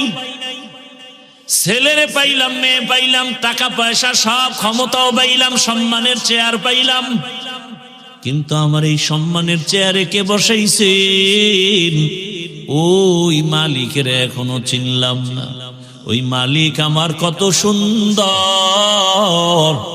বান্দা ভাবতে ভাবতে ভাবতে ভাবতে এমন একটা হালাত তৈরি হয়, তেরা আয়না আলো মে রঙ্গ বু হে, তেরা আয়না আলো মে রঙ্গ বু হে, जिधर दिखता हो उधर तू ही तू है। আল্লাহর মোহাব্বতের বান্দা। দুনিয়ার সবাই তো যেই জিনিস চায় ওই জিনিসের পেছনে দৌড়ায়। মূলত দুনিয়ার সবাই পাগলের মতো দৌড়ায়। কেউ টাকার পেছনে পাগল হয়ে দৌড়ায়। কেন বলে টাকার পাগল? কেউ ক্ষমতার পেছনে দৌড়ায়, এত দৌড়ায়, খানার মধ্যেও মন নাই, ক্ষমতা কারণে ক্ষমতার পাগল। আর দুনিয়াতে একদল মানুষ এই ক্ষমতার পেছনে দৌড়ায় না, টাকার পেছনে দৌড়ায় না, নারীর পেছনে গাড়ির পেছনে দৌড়ায় না। এই বান্দা মনে মনে জানি কারে খুঁজে আর দৌড়ায়। ও কেউরে খুঁজে না, ও খুঁজে আমার মালিক। আমার মালিকের তো এখনো পাইলাম না। এত সুন্দর চেহারা যিনি আমারে বানাইছে, আবার আপনার বানানো চেহারাটা এত সুন্দর, বানানেওয়ালা তিনি না জানি আরো কত সুন্দর। আরে আমার একটা কণ্ঠ দান করেছেন এত সুন্দর, যিনি কণ্ঠ দান করেছেন তিনি না জানি আরো কত সুন্দর। বান্দা এগুলো ভাবে আর মনে মনে তালাশ করে। ওই আসল সুন্দর মালিকের যদি পাইতাম। আসমান এত সুন্দর, বানানেওয়ালা মালিক জানি আরো কত সুন্দর। জমিনটা এত সুন্দর, বানানেওয়ালা মালিক জানি আরো কত সুন্দর। ওরে আল্লাহর আশেক যারা, মালিকের পাগল যারা, ওরা খানা খায় ঠিক কিন্তু মনটা মালিকের দিকেই ব্যাকুল হয়ে থাকে। ওরা ঘুমায় ঠিক কিন্তু ঘুমের মাঝেও মালিকের ব্যাকুল পারা হয়ে থাকে। ওরা খানা খায় কিন্তু মনের ভিতরে আগুন জ্বলে, আমার মালিক, আমার আল্লাহকে কখন আমি পাই। দুনিয়ার সব পেয়েছি কিন্তু এখন আমি আমার মালিকরে এখনো পেলাম না। ওরে টাকাও থাকবে না। আজ আমি যেই টাকার পেছনে দৌড়াই, গাড়ির পেছনে দৌড়াই, বাড়ির পেছনে দৌড়াই, এগুলো একদিন শেষ হয়ে যাবে। কত বাড়িওয়ালা বাড়ি রেখে জঙ্গলে দৌড়ায়, কত টাকাওয়ালা টাকা রেখে এখন ফকির হয়ে গেল। কতজনে মা বাবা আপনজন, অনেকে মা বাবা হারায় ফেললো। যে কেউ সন্তানের পাগল, হঠাৎ সন্তান ওই ভূমিকম্পে মরে গেল, কিন্তু ওগুলোর পিছনে দৌড়ায়া কি লাভ? এখনো খালি, এক সময় হয়ে যাবে খালি। কিন্তু আসল মালিকের যদি আপন বানাইতে পারো, আমার আল্লাহ বলবেন বান্দা এক সময় তোর আপন ছিলাম, এখনো আপন। আয় বান্দা, তুই কবরে যখন আসবি, আমি মাওলা তোর কবরকে জান্নাত বানায় দিব। তুই যদি এখন এই দুনিয়ার রং তামাশায় পড়িয়া আমি আল্লাহকে ভুলিয়া না যাও, কঠিন কবরে জাহান্নামের আগুন, ওই কঠিন সময়ও আমি আল্লাহ তোমাকে বলবো না। কিয়ামতের ময়দানে মানুষগুলো সব উলঙ্গ দাঁড়াবে, এমন হালাত হবে, নারীরাও উলঙ্গ, পুরুষেরাও উলঙ্গ, এমন কঠিন হালাত। সূর্যটা নিচে এসে এমন তাপ দেওয়া শুরু করবে, মাটির জমিনটা তামা হয়ে যাবে। জাহান্নামের চিৎকারের আওয়াজ, এমন কঠিন আওয়াজ, হাসরের ময়দানটা থরথর করে কেঁপে উঠবে। এমন অবস্থা হবে, আমার আল্লাহ রাগান্বিত আওয়াজ দিবেন আর বলবেন লিমানিল মুলকুল ইয়াউম লিল্লাহিল ওয়াহিদিল কাহ্হার। এমন এক অবস্থা হবে হাসরের মাঠে, রহমতের নবী কান্না করেন ওই হাসরের মাঠে। এই পরিস্থিতিতে নবীদের কোনো গুনাহ নাই, তারাও কান্নায় বিভোর হয়ে যাবেন। আদম নবী কাঁদবেন, ও আল্লাহ আবার উপায় কি হবে আজ? মূসা নবী কাঁদবেন, আবার উপায় কি? ঈসা নবী কাঁদবেন, আমার উপায় কি? ইব্রাহিম নবী কাঁদবেন, আমার উপায় কি? ও নরসিংদীর বাবারা, নবীরা যদি কাঁদেন তোমার আমার কি উপায় হবে? ওরে তোমার আমার তো কোনো আমল নাই, নামাজ নাই, রোজা নাই, তেলাওয়াত নাই, জিকির নাই। যতটুকু নামাজ পড়ি সে নামাজের ভেতরে খুশু খুজু নাই। ওরে আমি যদি এই অবস্থায় আমার মালিকের দরবারে দাঁড়াই, আমার মাওলা আর বরদাস্ত করবেন না। আমার আল্লাহ আবার রাগান্বিত হয়ে বলবেন, ওয়ামতাজুল ইয়াউমা আইয়ুহাল মুজরিমুন,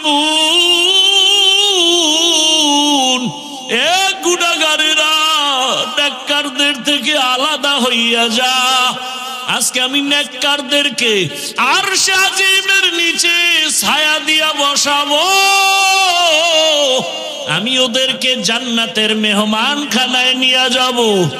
আর যারা গুনাহগার বেনামাজির দল, আমি আল্লাহ পাক তোদের বাম হাতে আমলনামা দিয়া জাহান্নামের দিকে পাঠাবো। আমার আল্লাহ পাক যাদের বাম হাতে আমলনামা দিবেন এদের হালাত এমন হবে, আল্লাহ বলবে ওদের বাম হাতটা সোজা ভাবে হবে না, বুকের মাঝে ছিদ্র করে ফেল। ছিদ্র করিয়া বাম হাতটা ঢুকাইয়া পিঠের থেকে বের করে দাও। পিঠের থেকে বের করিয়া পিছনের হাতে যখন আমলনামা দিবেন, আল্লাহ বলবেন ইকরা কিতাবাকা কাফা বিনাফসিকাল ইয়াউমা আলাইকা হাসিবা। ও আল্লাহর বান্দারা, আজকে আমার এত সম্মান, দুইটা চক্ষু বন্ধ করে ফিকির করো রে বাবা। আজকে আমার ডানে কত মোহাব্বতের মানুষ, বামে সামনে পেছনে অভাব নাই। কিন্তু বাবা একদিন তো আমার এই সব সারিয়া বিদায় হয়ে যেতে হবে। আজরাইল যেদিন আমার মাওলার অর্ডারে এসে হাজির হয়ে যাবে, আমার গায়ের জামাটা প্লেট দিয়া কেটে কেটে রেখে দিবে। আমার হাতের ঘড়ি আর একজনের হাতে চলে যাবে রে বাবা। আমার আপন বন্ধুটা মোবাইল নাম্বারটা কেটে ফেলবে। আমার আপন জনেরা কাঁদবে আর বাবা বলবে তাড়াতাড়ি কাফন কিনে নিয়ে আসো। ইমাম সাহেবকে বলবে জানাজা না দিয়া যাইও না, আমার সন্তান দুনিয়াতে বাঁচিয়া নাই। ও আমার কলিজার যুবক বাবারা, দুনিয়াতে তো রং তামাশার পেছনে কম ঘুরলা না, মনের মতো পার্কে দৌড়াইলা, মনের আশা পূরণ করিয়া সারা রাত মোবাইলে গুনাহ করলা। ওরে বাবা, তুমি সারাটা জীবন দাড়ি কাটলা, নামাজ ছাড়লা, একবারও চিন্তা করলা না কোন দিন আজরাইল এসে ধরিয়া বসে। ওরে আজরাইল এসে যদি হাজির হয়, মা কান্না করেও ধরে রাখতে পারবে না, বাবা ধরে রাখতে পারবে না। রুহুটা যখন নিয়ে যাবে, মাও কাঁদবে আমারে আর মা বলে ডাক দেওয়ার কেউ নাই, বাবাও কাঁদবে আমাকে বাবা বলে ডাক দেওয়ার কেউ নাই। ওরে কেউ কাঁদবে আর বলবে বাড়ির পেছনে তাড়াতাড়ি বাঁশবাগানে কবর খনন কর, কেউ বলবে তাড়াতাড়ি গরম পানি কর, মশারি টানা, জীবনের শেষ গোসল দেওয়া হবে। ওরে তোমার আমার লাশটা ঘর থেকে টেনে টেনে নামাইয়া গোসল দিয়া সাদা কাফনের প্যাকেট বানাইয়া যখন জানাজার খাটে উঠাবে, জানাজার ময়দানে নিবে, জানালা দিয়া মা কান্না করবে আর বলবে আমার বাবারে কই নাও, আমার বাবারে কোথায় নাও, একবারের মতো একটু চেহারাটা দেখাও। শেষবারে আমার বাবার চেহারাটা দেখি। ও যুবক বাবা, একবার মা দেখবে আর দেখা হবে নাই, শেষ। এবার জানাজা পড়াইয়া কবরের দিকে রওনা। কই মা, কই বাবা, কই বন্ধু, কই আমার আপনজন, কেউ নাই। ওই কবরে রাখিয়া পাড়াইয়া পাড়াইয়া মাটি দিয়া যখন সবাই বিদায় হবে, দুইজন ফেরেশতা প্রশ্ন করার জন্য কবরে চলে আসবে।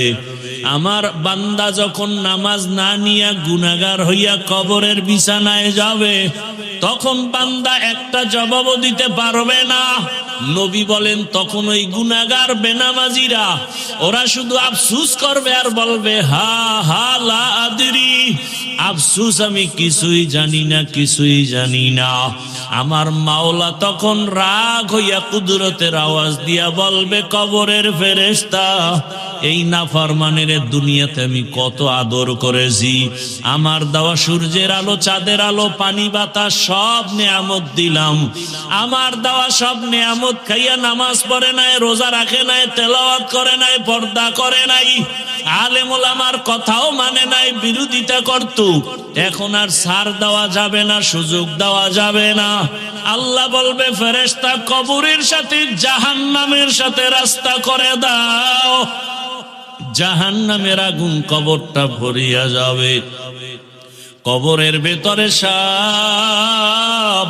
আমার আল্লাহ কুদরতের আওয়াজ দিয়া রাগ হয়ে বলবেন, কবরের মাটি, এই নাফরমানকে দুই দিক থেকে জোরে জোরে চাপ দাও। এত জোরে চাপ দিবে পাজরের হাড়গুলো চুরমার হয়ে যাবে। ওরে কবরের চিন্তায় রসুলের সাহাবী ওসমান রাদিয়াল্লাহু আনহু কান্না করলেন আজীবন। আবু বকরের কান্না, ওমরের কান্না, অথচ তাদের কত সুন্দর ইখলাস, তাকওয়া, আমল। আপনার আমার তাকওয়া নাই, ইখলাস নাই, আমল নাই, কান্না নাই। আল্লাহর আদালতে এই অবস্থায় গেলে কি উপায়? ও আমার যুবক বাবারা, বৃদ্ধ বাবাজিরা, পর্দার আড়ালের মা বোনেরা, এখনো সময় আছে। আমার মালিকের ডাক দাও, মন থেকে আমার মালিকের ডাকো আর বলো, হে মালিক, জীবনে তো কম দাড়ি কাটলাম না, নামাজ কম সারলাম না, বেপরদায় আড্ডা কম দিলাম না, সারা রাত মোবাইলে গুনাহ কম করলাম না। আজকে থেকে তওবা করলাম। আমার মতো কত জেনারেল লাইনের মানুষ চাকরি করে, ব্যবসা করে, নামাজ পড়ে, আমার কপাল কেন পুড়িয়া গেল? আজকে থেকে আর গুনাহ করব না। মা বাবার দোয়া নিয়া, শিক্ষকের দোয়া নিয়া, ওলামায়ে কেরামের দোয়া নিয়া, নবীর তরিকা মেনে, আদর্শ মেনে চলবো। ওলামায়ে কেরামের দোয়া নিয়া চলবো, পরামর্শ নিয়া চলবো। আর কোরআন হাদিস ইসলামের বিপক্ষে যাব না। ও আল্লাহর বান্দারা, তওবা করার মতো যদি করতে পারো, আল্লাহ পাক দয়ার দরজা খুলিয়ে দিবেন। যদি তওবার নিয়ত অন্তরে থাকে, মুনাফিকি না থাকে, খাঁটি তওবার নিয়তে দুটো হাত আল্লাহকে দেখায় দাও। আয় আল্লাহ, আমাদের তওবা কবুল করে নেন, হাতগুলো কবুল করে নেন। তওবার উপরে মজবুত হইয়া চলার তৌফিক আমাদের দান করেন, আমিন। আলহামদুলিল্লাহি রাব্বিল আলামিন। والصلاة والسلام على سيد الأنبياء والمرسلين وعلى آله وأصحابه أجمعين يا أرحم الراحمين يا أرحم الراحمين يا أرحم الراحمين رب ارحمهما كما ربياني صغيرا رب ارحمهما كما ربياني صغيرا اللهم إنك عفو كريم اللهم إنك عفو كريم تحب العفو فاعف عنا اللهم إنا نسألك رضاك والجنة ونعوذ بك من سخطك والنار اللهم إنا نعوذ بك من البرص والجنون والجذام وسيء الأسقام اللهم ارحمني بترك المعاصي اللهم ارحمني بترك المعاصي اللهم ارحمني بترك المعاصي اللهم إنا نسألك علما نافعا ورزقا واسعا وشفاء من كل داء ও দয়ার মালিক কুদরতের নজর দিয়া তাকায় দেখে এই গভীর রাত বাড়িওয়ালাদের সব দরজাগুলো বন্ধ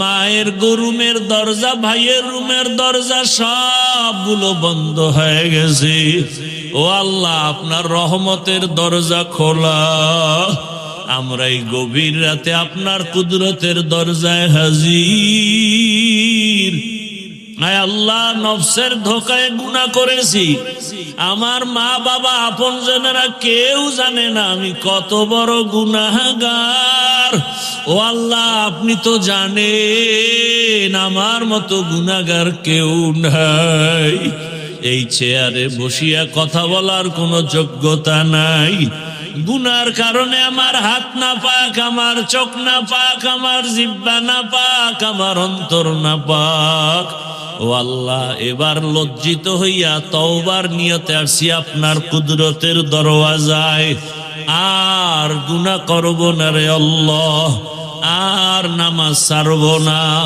বেপরদায় চলব না আর দাড়ি কাটব না মা বাবার সাথে বেয়াদবি করব না